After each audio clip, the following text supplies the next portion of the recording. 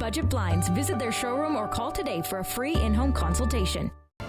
We bring you a heartwarming story about a 12-year-old Lloydminster girl whose small idea has generated some big results, as her quest to collect pajama donations for the stollery has far exceeded her goal. Nicole Stilgar explains. Olivia Brokoff wanted to help change the world. My friend's sister had cancer and she had to go to the stollery for like months and months, and she hated the PJs there.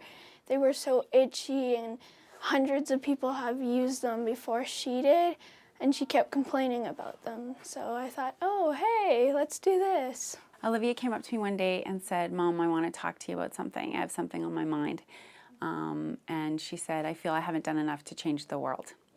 So I was kind of blown away by that and asked her, well, what do you have in mind? She wanted to collect 100 pairs of new pajamas to donate to the stollery. Olivia's mission began at school by asking her principal if she could collect the pajama donations there. But when her mom took to Facebook to share the story is when Project PJ really received attention. 137 shares later, and people messaging us and then telling their friends about it, and local businesses have gotten involved, and it has just been unreal.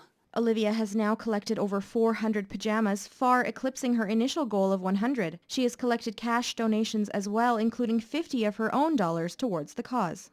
It makes me feel really good and happy.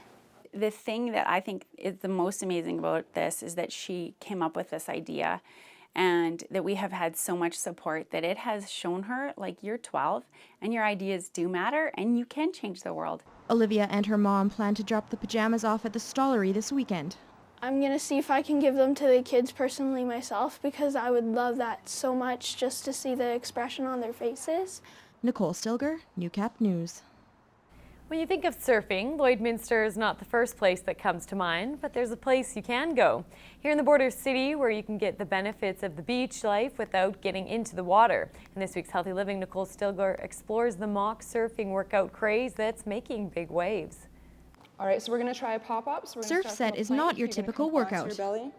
Feet up, arms out, lift the quads up off the board, hands down, pop yourself all the way up. They're indoor surfboards that are built on air bladders, so they actually simulate being in the water. Pure Vibe studio co-owner Lindsay Seville has been teaching surf set classes since the studio opened in June, and the class has quickly become popular because of its unique and effective nature. They absolutely love it. They can feel that their core is working instantly as soon as they step onto that board. It's kind of a fun and innovative way to work out. It's a switch up from the regular static workouts. The workout was developed in 2011 and quickly became popular around the country. But don't worry, as I quickly prove, you don't have to be a professional surfer to give it a try. Keep the knees nice and wide. You swing those arms up, you're going to jump up, dry, pop-up stance. Jump down, side to side.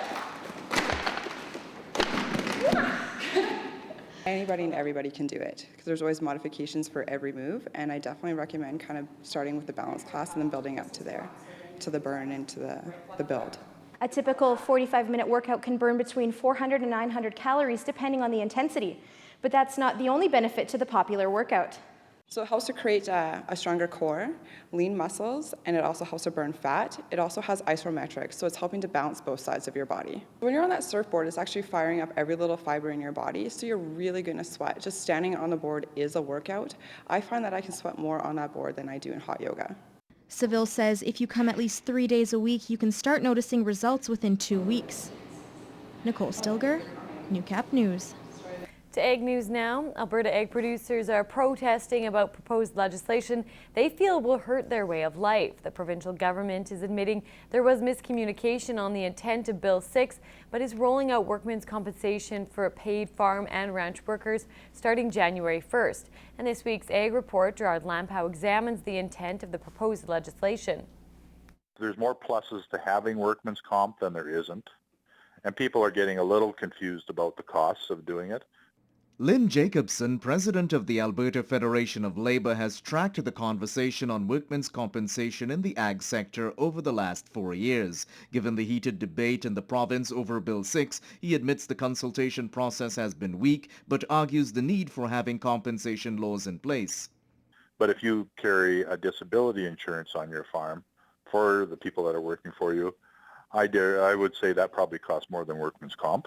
The government wants to pass Bill 6 with amendments by the end of the current session of the legislature. Area producers remain concerned about the effect it may have on their livelihood.